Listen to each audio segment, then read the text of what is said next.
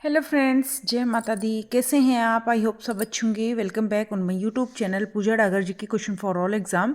Science जी की chapter number 6 का सेकंड पार्ट करेंगे आज हम।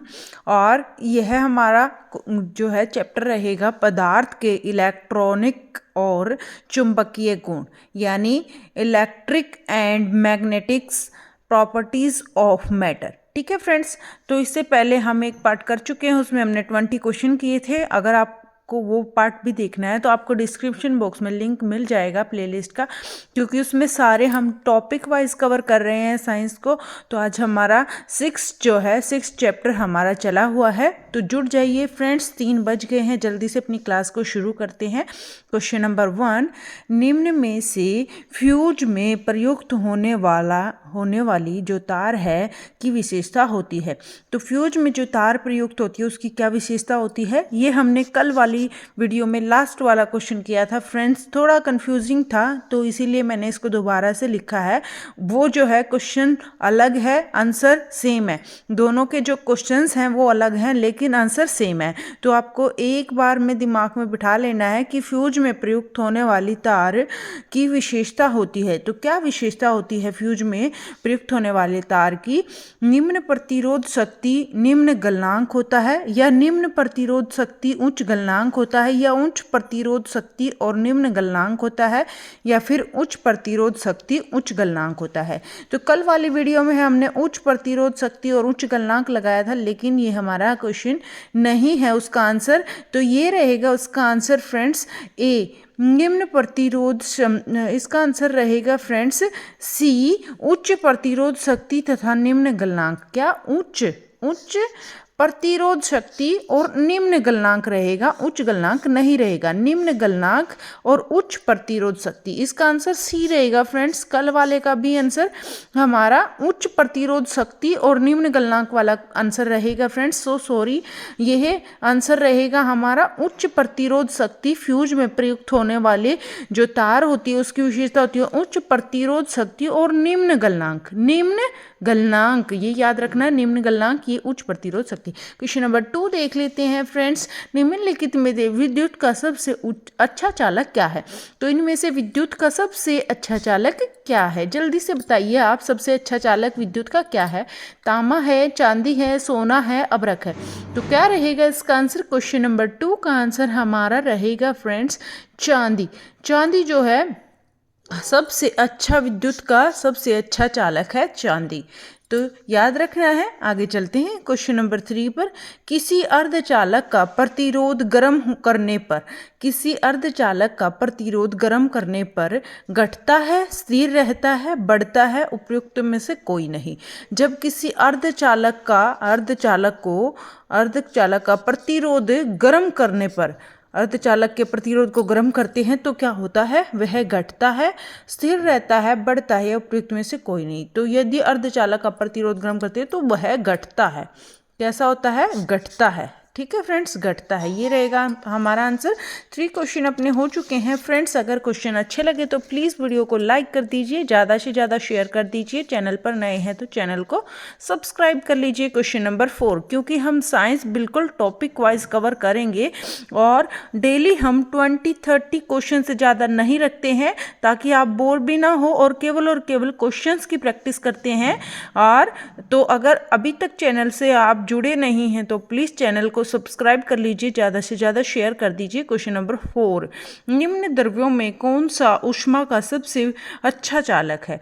तो इनमें से कौन सा द्रव्यों में? वो था हमारा चांदी वाला, वो था हमारा विद्युत का सबसे अच्छा चालक होता है चांदी। और जो है द्रव्यों में सबसे अच्छा, ऊष्मा का सबसे अच्छा चालक क्या होता है? पानी होता है, पारा होता है, ईथर होता है, बेंजीन होता है। तो क्या रहेगा इसका आंसर? द्रव्य में ऊष्मा का सबसे अच्छा चालक क्या होता है? जल्दी से बताइएगा आप। आंसर क्या रहेगा? फोर्थ का आंसर रहेगा फ्रेंड्स अपना पारा। द्रव्य में सबसे उपयुक्त होता है, सबसे अच्छा चालक होता है ऊष्मा का पारा। ठीक है, ऊष्मा का सबसे अच्छा चालक पारा होता है द्रव्यों में। क्वेश्चन नंबर 5, कथन ए और आर जो है इसका कारण है। तो ये दोनों देखने हैं, दोनों सही हैं, एक दूसरे पर जो है एक दूसरे की सही व्याख्या करते हैं या नहीं करते हैं। ए, तो इसलिए ऑप्शंस को बिल्कुल ध्यान से पढ़ना है। तड़ित चालक इन इमारतों को नष्ट होने से बचाते हैं। जो तड़ित चालक है इमारतों को नष्ट होने से बचाते हैं। आर इसका कारण है, वे आवेश को पृथ्वी तक भेज देते हैं। वे आवेश को पृथ्वी तक भेज देते हैं। तो क्या इसका आंसर रहेगा फ्रेंड्स? ये दोनों ही सही रहेंगे। तड़ित चालक जो है इमारतों को नष्ट होने से बचाता है और वे आवेश को पृथ्वी तक भेज देता है। तो इसका आंसर रहेगा ए और आर दोनों सही हैं, किंतु आर ए की सही व्याख्या नहीं है। नहीं, ये नहीं है। ए और आर दोनों सही है, परंतु आर ए की सही व्याख्या करता है। तो ये आंसर इसका रहेगा बी। ठीक है फ्रेंड्स, बी आंसर रहेगा। तड़ित चालक इमारतों को नष्ट होने से बचाते हैं और वे आवेश को पृथ्वी तक भेजते हैं। तो याद रखना है आपको ये क्वेश्चन नंबर 6 देख लेते हैं। क्वेश्चन नंबर 6 क्या है? तो जल्दी से हम क्वेश्चन नंबर 6 देखते हैं और इससे पहले वाले पार्ट्स भी देख लीजिएगा फ्रेंड्स, बहुत ज़्यादा इम्पोर्टेंट है। सारे क्वेश्चन लेसन से निकाल के और लेसन के टॉपिक वाइज मैंने वीडियोस बनाई हैं, तो ये बहुत ज़्यादा यूज़फुल रहने वाली है। अगर एक टॉपिक से हम 90+ क्वेश्चंस कर लेते हैं तो मुझे नहीं लगता साइंस का यहाँ से बाहर आ जाएगा। और सारे कथन और कारण से संबंधित क्वेश्चन भी हम रखते हैं और नॉर्मल जो सिंपल क्वेश्चन होते हैं वो भी रखते हैं। आजकल ज़्यादातर कथन और कारण वाले क्वेश्चन ज़्यादातर पूछे जाते हैं जो कि टाइम कंज्यूम करते हैं, लेकिन जो है अगर इनको अच्छे से समझ लिया जाए तो इजीली हम इनको अटेम्प्ट कर पाते हैं। तो केवल और केवल कंसेप्ट पर ध्यान रखना है कि कंसेप्ट क्या है क्वेश्चन का, और इससे रिलेटेड फ्रेंड्स एक ही क्वेश्चन से 3-4 क्वेश्चन आराम से मोल्ड करके दे दिए जाते हैं, तो इसलिए अच्छे से समझना है। क्वेश्चन नंबर 6 से कथन ए तड़ित चालकों को बनाने में लोहे की छड़ों की अपेक्षा तांबे की छड़ों को वरीयता दी जाती है। ठीक है, तड़ित जो चालक होते हैं उनको बनाने में लोहे की अपेक्षा तांबे की छड़ों को अधिक वरीयता दी जाती है। और कारण क्या है? लोहे की तुलना में तांबा विद्युत का अधिक सुचालक है और वायुमंडलीय परिस्थितियों में सरलता से ऑक्सीकृत नहीं होता है। बिल्कुल सही बात है। जो है लोहे की तुलना में जो तांबा है वो विद्युत का सबसे अच्छा सुचालक है, सबसे अधिक सुचालक है और वायुमंडलीय परिस्थितियों में सरलता से ऑक्सीकृत नहीं होता है। तो इसीलिए हम क्या करते हैं, तड़ित चालकों को बनाने में लोहे की अपेक्षा तांबे की छड़ों का प्रयोग करते हैं। तो इसीलिए जो है यहाँ पर आपको ये भी पता लग गया कि जो है तड़ित चालक होते क्या है। तो तड़ित चालकों को कैसे बनाया जाता है? तड़ित चालकों को बनाने में लोहे की छड़ों की अपेक्षा तांबे की छड़ों को वरीयता दी जाती है, यानी विशेषता दी जाती है। और कारण क्या है? लोहे की तुलना में जो तांबा है विद्युत का अच्छा सुचालक है और वायुमंडलीय परिस्थितियों में सरलता से ऑक्सीकृत नहीं होता है। ये हो गया इसका आंसर, यानी ए बी सही है और आर उसकी सही व्याख्या करता है। तो देख लेते हैं ऑप्शंस में क्या हमारा आंसर रहेगा। ए और आर दोनों सही है, परंतु ए की आर व्याख्या नहीं करता है। ए और आर दोनों सही है तथा ए की आर सही व्याख्या करता है, या ए सही है परंतु आर गलत है, ए गलत है परंतु आर सही है। तो इसका आंसर रहेगा फ्रेंड्स बी रहेगा। ए और आर दोनों सही हैं और ए आर की सही व्याख्या करता है। तो से हमारे 6 क्वेश्चन हो चुके हैं फ्रेंड्स। अगर क्वेश्चन अच्छे लगे तो प्लीज़ लाइक कर दीजिए वीडियो को और ज़्यादा से ज़्यादा शेयर भी कर दीजिए प्लीज़। और चैनल पर नए हैं तो प्लीज़ चैनल को सब्सक्राइब कर लीजिए, क्योंकि हम बिल्कुल टिल द एंड तक साइंस का ये जो है टॉपिक वाइज कवर करेंगे कंप्लीट। और शाम को हम जीके पढ़ते हैं डेली 8 से 8:40 पे, और ये हमारी क्लास रहती है 3 से 3:30 तक। क्वेश्चन नंबर 7 देख लेते हैं। निम्न में से कौन विद्युत खपत को बढ़ाते क्रम में प्रदर्शित करता है? बढ़ाते क्रम में मतलब पहले सबसे कम लेगा बिजली, फिर उससे ज़्यादा, फिर उससे ज़्यादा, फिर उससे ज़्यादा, फिर सबसे ज़्यादा। ठीक है, तो बढ़ते क्रम में जो है विद्युत खपत को बढ़ते क्रम में प्रदर्शित कौन करेगा? टेलीविजन, पंखा, इलेक्ट्रिक केटली और विद्युत प्रेस। जब भी हम ऐसे क्वेश्चंस देखते हैं तो फ्रेंड्स उसमें हमें ध्यान रखना होता है फिर सबसे पहला और ऑप्शन सबसे बाद का, यानी सबसे पहला नंबर और सबसे बाद का नंबर दोनों देखने हैं। उससे भी हमें इजीली अंदाज़ा हो जाता है कि सबसे कम कौन विद्युत खपत करेगा, फिर लास्ट में सबसे ज़्यादा खपत कौन सा करेगा। तो यहाँ से देखो इलेक्ट्रिक केटली सबसे ज़्यादा लेगी बिजली, है ना, दोनों में है। लेकिन फर्स्ट पे देखना है पंखा ज़्यादा जो है बिजली लेता है या टेलीविज़न। तो आपको अच्छे से पता है कि पंखा जो है कम बिजली लेता है और जो है टेलीविज़न ज़्यादा लेता है। तो ऑप्शन तो हमारा सी हो गया। फिर भी हम पढ़ लेते हैं टेलीविज़न, पंखा, विद्युत प्रेस, इलेक्ट्रिक केटली, या पंखा, टेलीविज़न, विद्युत प्रेस या इलेक्ट्रिक केटली। विद्युत प्रेस, केटली, इलेक्ट्रिक केटली, पंखा और टेलीविज़न। तो यहाँ पर हमारा आंसर रहेगा सबसे पहले हमारा पंखा आता है, सबसे कम बिजली लेता है, फिर टेलीविज़न आता है, फिर विद्युत प्रेस आती है, फिर हमारा इलेक्ट्रिक केटली आती है। इलेक्ट्रिक केटली सबसे ज़्यादा बिजली खपत करती है। Question number 8। क्वेश्चन नंबर 8 क्या है? इलेक्ट्रिक बल्ब में फिलामेंट बना होता है। तो इलेक्ट्रिक बल्ब में फिलामेंट किस चीज़ का बना होता है? नाइक्रोम का, टंगस्टन का, या सीसा का, या एल्यूमिनियम का। जो इलेक्ट्रिक बल्ब होता है ना फ्रेंड्स, ये बहुत बार क्वेश्चन घुमा फिरा के दे दिया जाता है।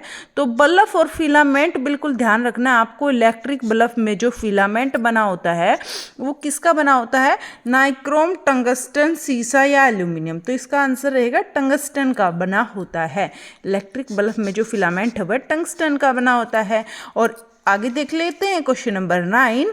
100 वॉट के एक बल्ब को 4 घंटे तक स्विच ऑन रखा जाता है। 100 वॉट का एक बल्ब है, उसको 4 घंटे तक स्विच ऑन करके रखते हैं। प्रयुक्त विद्युत ऊर्जा की इकाई होगी, कितनी होगी? 25 यूनिट निकालेगा, 400 यूनिट निकालेगा, या 4 यूनिट निकालेगा, या 0.4 यूनिट निकालेगा।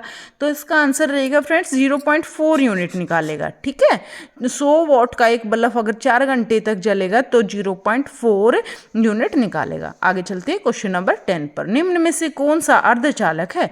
इनमें से कौन सा अर्धचालक है? फ्रेंड्स अर्धचालक, ऐसे क्वेश्चन हमने कल किए थे, कल वाले टॉपिक पे किए थे। तो बिल्कुल ध्यान रखना है अर्धचालक क्या होता है, कल हम कर चुके हैं इसके बारे में। तो देख लेते हैं, सिलिकॉन या क्वार्ट्ज या फिर सिरेमिक्स या फिर जर्मेनियम। तो क्या रहेगा इसका अर्धचालक? अर्धचालक में कौन से दो आते हैं फ्रेंड्स? इसमें आते हैं हमारे क्वेश्चन नंबर 10 का आंसर रहेगा सिलिकॉन आता है। एक तो सिलिकॉन आता है और दूसरा हमारा आता है जर्मेनियम। हम कर चुके हैं अर्धचालक में जर्मेनियम आता है। तो सिलिकॉन और जर्मेनियम दो आते हैं, फर्स्ट और फोर्थ रहेगा। इसमें से आंसर सी रहेगा हमारा। क्या रहेगा हमारा आंसर? 1 और 4 रहेगा इसका आंसर सी। ठीक है फ्रेंड्स, आगे चलते हैं 11 क्वेश्चन पर। यह युक्ति जो इलेक्ट्रिकल ऊर्जा को यांत्रिक ऊर्जा में बदलती है। यह युक्ति जो इलेक्ट्रिक ऊर्जा को, देखो बिल्कुल ध्यान से देख लो, इलेक्ट्रिक ऊर्जा को यांत्रिक ऊर्जा में जो बदलता है वह क्या होता है? यह होता है ए जनरेटर, या बी डायनमो, या फिर सी इंडक्शन या कॉइल, या फिर डी मोटर। तो क्या इसका आंसर रहेगा फ्रेंड्स? इलेक्ट्रिकल ऊर्जा को यांत्रिक ऊर्जा में क्या बदलता है? तो 11th का आंसर रहेगा विद्युत मोटर जो होती है वह इलेक्ट्रिक ऊर्जा को यांत्रिक ऊर्जा में बदल देती है। तो विद्युत मोटर रहेगा इसका आंसर। मोटर होगा जब भी ठीक है, विद्युत मोटर होगा जब भी ठीक है। अगर यहाँ पर आपको ऑप्शन मिल जाए विद्युत जनित्र, विद्युत से चलने वाले विद्युत जनित्र, तो भी हमारा क्वेश्चन ठीक हो जाएगा। तो इलेक्ट्रिक ऊर्जा को जो है ये यांत्रिक ऊर्जा में बदल देते हैं। बिल्कुल ध्यान रखना है, मोटर जो इलेक्ट्रिक ऊर्जा को यांत्रिक ऊर्जा में बदल देता है। तो ये अपने 11 क्वेश्चन हो चुके हैं फ्रेंड्स। प्लीज़ वीडियो लाइक करना ना भूलें, लाइक कर दीजिए। क्वेश्चन नंबर 12 देख लेते हैं। 12th क्वेश्चन क्या है? प्लीज़ वीडियो में अंत तक जुड़े रहें, प्लीज़ अंत तक जुड़े रहें वीडियो में। केवल हमारे 25+ क्वेश्चंस हैं, ज़्यादा नहीं मैंने रखे हैं, ताकि आप बोर ना हो और जल्दी से आपको याद भी हो जाएं सारे के सारे क्वेश्चन। आप 2 से 3 बार अगर वीडियो को देख लेते हो ना फ्रेंड्स, 2 से 3 बार भी नहीं बोलूँगी मैं, 1 से 2 बार भी देख लोगे तभी भी आपके ये सारे क्वेश्चंस आपको बिल्कुल टिप्स में लर्न हो जाएंगे। बिजली करंट देता है, बिजली करंट क्या देता है? समय मल्टीप्लाई चार्ज, चार्ज मल्टीप्लाई समय, चार्ज मल्टीप्लाई समय, यहाँ पर चार्ज आएगा, या इसमें से कोई नहीं। तो क्या रहेगा इसका आंसर? बिजली करंट देता है। तो बिजली करंट क्या देता है? चार्ज मल्टीप्लाई समय। बिजली करंट देता है चार्ज मल्टीप्लाई समय। पहले चार्ज करेगा तभी तो समय लेगा ना, तो चार्ज मल्टीप्लाई समय। फिर आगे चलते क्वेश्चन नंबर 13 पर। एकीकृत परिपथ में प्रयुक्त अर्धचालक चिप निम्न में से किसकी बनी होती है? चिप, ये चिप वाला क्वेश्चन बहुत आता है फ्रेंड्स। चिप अर्धचालक जो है चिप किससे बनी होती है? एकीकृत परिपथ में प्रयुक्त अर्धचालक चिप किससे बनी होती है? कार्बन से बनी होती है, या बेरिलियम से बनी होती है, या फिर सिलिकॉन से बनी होती है, या फिर जर्कॉन से बनी होती है? तो जो चिप बनी होती है ना फ्रेंड्स, वो बनी होती है सिलिकॉन से। किससे? सिलिकॉन से चिप बनी होती है, सिलिकॉन से। क्वेश्चन नंबर 14 क्वेश्चन क्या है? CFL जिसका तापदीप लैंपों की जगह विद्युत ऊर्जा बचाने के लिए प्रयोग किया जाता है का पूरा नाम क्या है? सबसे ज़्यादा विद्युत को बचाने के लिए हम किसी चीज़ का प्रयोग करते हैं? एक लैंप का प्रयोग करते हैं, जो जिसे बोलते हैं CFL। और इसका तापद्वीप लैंपों की जगह विद्युत ऊर्जा बचाने के लिए प्रयोग में किया जाता है। तो इसका पूरा नाम क्या है? तो इसका पूरा नाम क्या है? क्लीन फ्लोरोसेंट लैंप, या फिर लिट फ्लोरोसेंट लैंप, या फिर कैम्पेक्ट फ्लोरोसेंट लैंप, या केयर फ्री लैंप। तो क्या इसमें से आंसर रहेगा फ्रेंड्स? क्या रहेगा इसका फुल फॉर्म? CFL की फुल फॉर्म क्या रहेगी? एक बार फिर से देख लेते हैं। देखो पीछे वाला तो सेम है हमारा, फ्लोरोसेंट लैंप, ये सेम है सब में। हमें पहचान करनी है आगे वाले की। ये क्या है? क्लीन फ्लोरोसेंट लैंप, या लिट फ्लोरोसेंट लैंप, या कंपेक्ट। तो इसका रहेगा फ्रेंड्स आंसर C। क्या रहेगा इसका आंसर? हमारा क्वेश्चन नंबर 14 का आंसर रहेगा compact fluorescent lamp. C answer रहेगा पैक्ट, ठीक है, पैक्ट से याद रख रहा है, कंपैक्ट फ्लोरोसेंट लैंप। आगे चलते क्वेश्चन नंबर 15। विद्युत बल्ब का तंतु बना होता है। देखो विद्युत जो बल्ब होता है ना फ्रेंड्स, उसके अंदर एक पतला सा तार होता है, तो उसको बोलते हैं फिलामेंट तंतु, ठीक है। तो वो किसका बना होता है? वो बना होता है हमारा टंगस्टन का। तो ये देखो यहाँ पर फिर से यही क्वेश्चन आया है, लेकिन उसको घुमा दिया है, तंतु लिख दिया है यहाँ पर। तो इसीलिए बिल्कुल ध्यान से क्वेश्चंस करने हैं। टंगस्टन का बना होता है। क्वेश्चन नंबर, यहाँ पर पहले फिलामेंट पढ़ा था हमने, अब हम तंतु पढ़ रहे हैं, तो टंगस्टन से बना होता है। Question number 16। विद्युत बल्ब के अंदर कौन सी गैस होती है? तो विद्युत बल्ब के अंदर वायु होती है, या फिर ऑक्सीजन होती है, या फिर कार्बन डाइऑक्साइड होती है, या उपयुक्त में से कोई नहीं होती है। तो फ्रेंड्स इनमें से कुछ भी नहीं होता है, तो इसका आंसर D रहेगा। D भी हो जाता है कभी कभी, इनमें से कोई नहीं। तो बिल्कुल पता होना चाहिए मैंने कि विद्युत बल्ब होता है, उसके अंदर कौन सी गैस भरी जाती है फ्रेंड्स? उसके अंदर भी गैस होती है विद्युत बल्ब के, उसको बोलते हैं आर्गन गैस। कौन सी गैस? आर्गन गैस भरी होती है विद्युत बल्ब के अंदर। कैसी गैस भरी होती है? आर्गन गैस भरी होती है। और आर्गन के अलावा उसमें कौन सी और गैसेस भी होती हैं फ्रेंड्स? तो हो सकती है हीलियम, नियोन, नाइट्रोजन और क्रिप्टॉन, ठीक है। जैसी गैसों का भी प्रयोग इसमें यूज कर सकते हैं। हीलियम, नियोन, नाइट्रोजन और क्रिप्टॉन। ये तो बिल्कुल आपको ध्यान रखनी है, हीलियम, नियोन, नाइट्रोजन, क्रिप्टॉन। लेकिन आर्गन का आपको बिल्कुल सबसे ज़्यादा ध्यान रखना है कि बल्ब में जो यूज़ होती है गैस, वो आर्गन गैस यूज़ होती है। इनका भी यूज़ कर सकते हैं, लेकिन आर्गन गैस बिल्कुल आपको याद रखनी है। विद्युत बल्ब के अंदर कौन सी गैस का प्रयोग होता है। आप आगे चलते हैं क्वेश्चन नंबर 17 पर। क्वेश्चंस अच्छे लगे तो प्लीज़ वीडियो को एक लाइक कर दीजिए, ज़्यादा से ज़्यादा शेयर भी कर दीजिए फ्रेंड्स। Question number 17। अभिकथन एक कथन दिया हुआ है, एक कारण दिया हुआ है, अभी देख लेते हैं। अभिकथन A, भारत में विद्युत वितरण कंपनियां विद्युत खपत की गणना kWh यानी किलोवाट घंटे में करती है, ठीक है।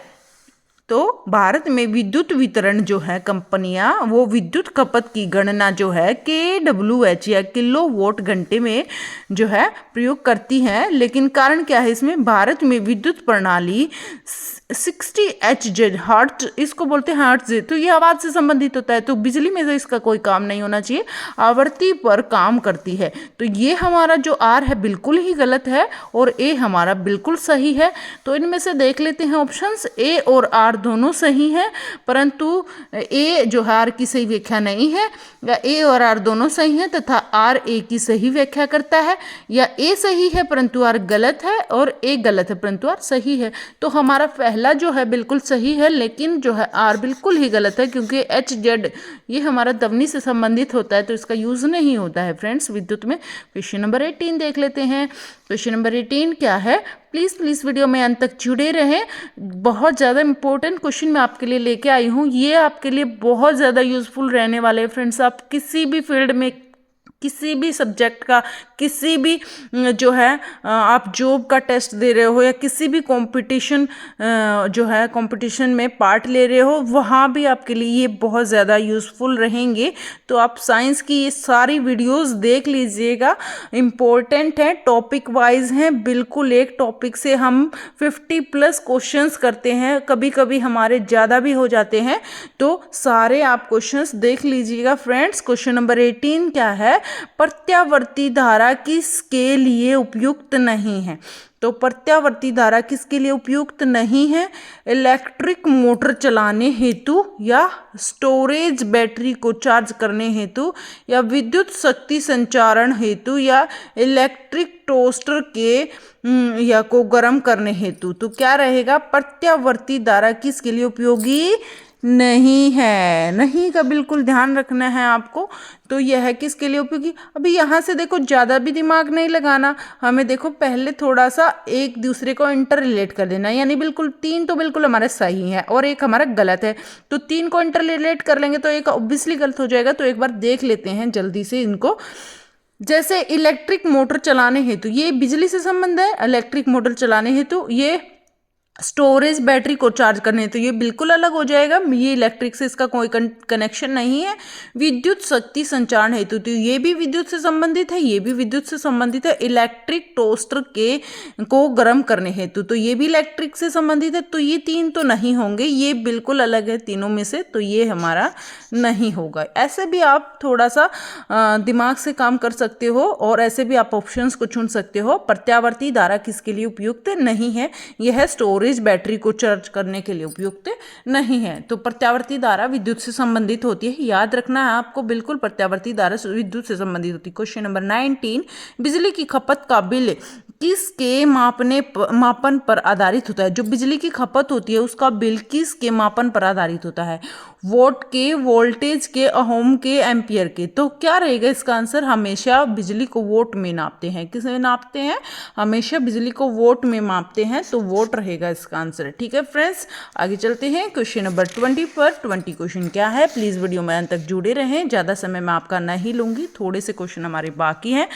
घरेलू विद्युत सप्लाई के दौरान काले रंग का अवतरण जो है आवरण युक्त तार है, जो काला तार हो जाता है ना फ्रेंड्स, फिलामेंट टंगस्टन जिसको बोलते हैं, जो विद्युत सप्लाई में जब है, घरेलू विद्युत सप्लाई में दौरान काले रंग का जो अवतरण युक्त तार है, जो काले रंग का तार हो जाता है, तो वो क्या होता है, काले रंग का तार कैसा क्या होता है, भू तार होता है, विद्युन्मय तार होता है, या फिर उदासीन तार होता है, या फिर जो है फ्यूज तार होता है। तो वो जो 3 तार होते हैं हमारे, उसके अंदर किसके अंदर होते हैं, जब हम तार लेके आते हैं उसके अंदर 2-3 तार होते हैं, लाल, हरा, काला।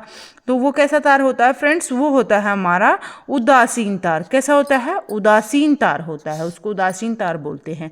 आगे देख लेते हैं क्वेश्चन नंबर 21। एक तार में बहती विद्युत धारा एवं विभवांतर प्रत्येक को 2 गुना बढ़ा दिया जाए तो विद्युत शक्ति कैसी हो जाएगी। जब एक तार में विद्युत धारा बह रही है एवं विभवांतर प्रत्येक को 2 गुना, अगर उसको 2 गुना बढ़ा दिया जाए तो तो विद्युत जो है शक्ति कैसी हो जाएगी, विद्युत शक्ति कैसी हो जाएगी, 4 गुनी बढ़ जाएगी, दुगुना बढ़ जाएगी, या फिर क्या हो जाएगा, प्रभावित नहीं होगी, या फिर घटकर आधी हो जाएगी। तो इसका आंसर रहेगा फ्रेंड्स क्या रहेगा, जो है विद्युत तार में जो बहती हुई विद्युत धारा एवं विभवांतर को दुगुना बढ़ा दिया जाए तो विद्युत शक्ति 4 गुना बढ़ जाती है। क्या हो जाती है, 4 गुना बढ़ जाती है। ये हो गया अपना 21 क्वेश्चन। फ्रेंड्स 22 क्वेश्चन देख लेते हैं। परम शून्य ताप पर अर्धचालकों में विद्युत प्रतिरोध हो जाता है। तो विद्युत प्रतिरोध हो जाता है अल्प हो जाता है, संपूर्ण अनंत होता है, उच्च होता है या शून्य होता है।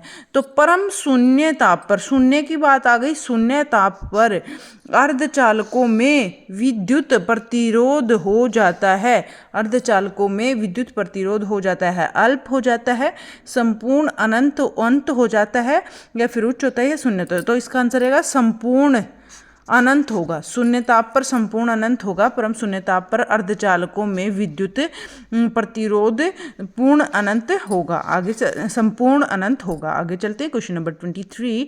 जलते हुए बल्ब के तंतु का तापमान सामान्यतः कितना होता है। एक जो बल्ब जलता है ना फ्रेंड्स, उसमें जो तापमान होता है वो कितना, तंतु का तापमान, तंतु फिलामेंट, ये एक ही चीज़ होता है। मैं बार बार आपको बता रही हूँ, इसको याद रखना है आपको। तो कितना होता है, 1000 डिग्री सेल्सियस से 1500 डिग्री सेल्सियस, 100 डिग्री सेल्सियस से 500 डिग्री सेल्सियस, 2000 डिग्री सेल्सियस से 2500 डिग्री सेल्सियस, या 3000 डिग्री सेल्सियस से 35 डिग्री सेल्सियस। तो इसका आंसर क्या रहेगा, इसका आंसर रहेगा 2000 डिग्री सेल्सियस से 2500 डिग्री सेल्सियस तक उसका तंतु का ताप होता है। आगे चलते हैं क्वेश्चन नंबर 24 क्वेश्चन क्या है फ्रेंड्स, प्लीज़ अंत तक जुड़े रहें। केवल हम 3 से 4 मिनट आपकी मैं लूँगी, इससे ज़्यादा नहीं लूँगी। एक सामान्य शुष्क सेल में विद्युत अपघट्य होता है। एक सामान्यतः जो शुष्क सेल होता है उसमें विद्युत अपघट्य होता है। सल्फ्यूरिक अम्ल, जस्ता, अमोनिया क्लोराइड या मैग्नीज डाइऑक्साइड। तो क्या रहेगा इसका आंसर, इसका आंसर रहेगा एक सामान्य शुष्क सेल में विद्युत अपघट्य होता है। कैसा होता है, यह होता है हमारा फ्रेंड्स क्या रहेगा इसका आंसर, अमोनिया क्लोराइड। कैसा होगा, अमोनिया क्लोराइड। सी आंसर रहेगा अमोनिया क्लोराइड। सामान्यतः शुष्क सेल में विद्युत अपघट्य होता है अमोनिया क्लोराइड। क्वेश्चन नंबर 25 चलते हैं फ्रेंड्स। 25 क्वेश्चन क्या है हमारे, केवल और केवल 25 प्लस क्वेश्चन है, केवल ये ही क्वेश्चन हमारे 4 क्वेश्चन बचे हैं। तो प्लीज़ 2 से 3 मिनट और दे दीजिए और अंत तक जुड़े रहें। 25 क्वेश्चन क्या है, टरबाइन और डायनेमो से बिजली प्राप्त करने के लिए ऊर्जा को विद्युत ऊर्जा में परिवर्तित करते हैं। ऊर्जा को किस में परिवर्तित करते हैं, विद्युत ऊर्जा में परिवर्तित करते हैं। सौर ऊर्जा, रासायनिक ऊर्जा, या फिर मैकेनिकल ऊर्जा, या फिर मैग्नेटिक ऊर्जा। तो क्या इसका आंसर रहेगा फ्रेंड्स, इसका आंसर रहेगा, मैंने आपको कल डायनेमो से रिलेटेड क्वेश्चन करवाया था। तो टरबाइन और डायनेमो से बिजली प्राप्त करने में, टरबाइन और डायनेमो से बिजली प्राप्त करने में किस ऊर्जा को विद्युत ऊर्जा में परिवर्तित किया जाता है। तो कौन सी ऊर्जा होती है जिसको विद्युत ऊर्जा में परिवर्तित करते हैं, जो टरबाइन होती है उनको चला के और डायनेमो को चला के, तो मैकेनिकल ऊर्जा को विद्युत ऊर्जा में परिवर्तित करते हैं। कौन सी ऊर्जा को, मैकेनिकल ऊर्जा को विद्युत ऊर्जा में परिवर्तित करते हैं। याद रखना है, टरबाइनों से मैकेनिकल ऊर्जा को विद्युत ऊर्जा में परिवर्तित करते हैं। क्वेश्चन नंबर 26 एक आदर्श सेल के आंतरिक प्रतिरोध का जो है मान होता है। तो कितना होता है, एक आदर्श सेल के आंतरिक प्रतिरोध का मान कितना होता है, 0.5 आर शून्य होता है, या फिर 1 आर होता है, या फिर अनंत होता है। तो क्या रहेगा इसका आंसर, इसका आंसर रहेगा एक आदर्श सेल होता है तो उसके आंतरिक प्रतिरोध का जो है मान होता है शून्य, उसके आंतरिक प्रतिरोध का मान होता है शून्य। ठीक है फ्रेंड्स, प्रतिरोध उसमें आंतरिक प्रतिरोध जो है कुछ नहीं होता है तो शून्य होता है। क्वेश्चन नंबर 27 आपस में जुड़ी 2 आवेशित वस्तुओं के बीच विद्युत धारा नहीं प्रवाहित होती है तो यदि वे हों, वे कैसी हों? आपस में जुड़ी दो आवेशित वस्तुओं के बीच विद्युत धारा नहीं प्रवाहित, दो आवेशित वस्तुओं के बीच विद्युत धारा नहीं प्रवाहित होती है, तो वे कैसी होती हैं? समान धारिता पर होती हैं या समान आवेग पर होती हैं या समान प्रतिरोधिता पर होती हैं, समान विभवन पर होती हैं, विभव पर होती हैं। तो क्या रहेगा इसका आंसर फ्रेंड्स? इसका आंसर रहेगा समान विभव पर होती हैं, इसीलिए ऐसा नहीं होता है। तो समान विभव पर होती हैं, समान विभव पर याद रखना है। आपस में जुड़ी दो आवेशित वस्तुओं के बीच विद्युत धारा नहीं प्रवाहित होती, आपस में जुड़ी दो आवेशित वस्तुओं के बीच विद्युत धारा नहीं प्रवाहित होती क्योंकि समान विभव पर होती हैं, समान विभव पर होती हैं। क्वेश्चन नंबर 28 लास्ट क्वेश्चन है हमारा फ्रेंड्स। प्लीज़ वीडियो को लाइक करके जाना और प्लीज़ डेली आप 3 बजे जुड़ जाइए और 8 बजे भी प्लीज़ 8 से 8:40 हमारी जीके होती है, प्लीज़ उस क्लास में भी आप आ जाया करें प्लीज़।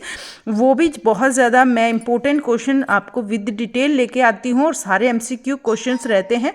तो देख लेते हैं लास्ट क्वेश्चन क्या है। घरेलू विद्युत तार स्थापन मूलतः क्या है? तो समानांतर संबंधन है या फिर श्रेणी संबंधन है या फिर श्रेणी और समानांतर संबंधों का संयोग है या फिर प्रत्येक कमरे के अंदर श्रेणी संबंधन है और अन्यत्र समानांतर संबंधन है। तो क्या रहेगा? घरेलू विद्युत तार स्थापन मूलतः है। घरेलू जो है विद्युत तार स्थापन मूलतः कैसा होता है? यहाँ पर मैंने ऑप्शन नहीं लिखे हैं, तो कैसा होता है? इसका आंसर रहेगा फ्रेंड्स हमारा सी आंसर रहेगा इसका हमारा। क्या रहेगा इसका आंसर? इसका आंसर रहेगा हमारा फ्रेंड्स, तो इसका आंसर क्या रहेगा फ्रेंड्स? इसका आंसर रहेगा समानांतर संबंध है। तो इसका आंसर हमारा रहेगा ए, समानांतर संबंध है। घरेलू विद्युत तार स्थापन मूलतः समानांतर संबंधन है आएगा। श्रेणी संबंध नहीं होगा, श्रेणी और समानांतर नहीं होगा, प्रत्येक कमरे के अंदर श्रेणी संबंध और अन्यत्र समानांतर नहीं होगा, तो समानांतर संबंध याद रखना है। घरेलू विद्युत तार स्थापन मूलतः है समानांतर संबंध, तो श्रेणी और समानांतर में समानांतर आएगा। इसका क्वेश्चन ये हो गया अपने। Thank you so much friends, video में अंत तक जुड़े रहने के लिए और अपना कीमती समय लगाने के लिए वीडियो पर। आई होप आपको सब समझ में आया होगा। Thank you so much.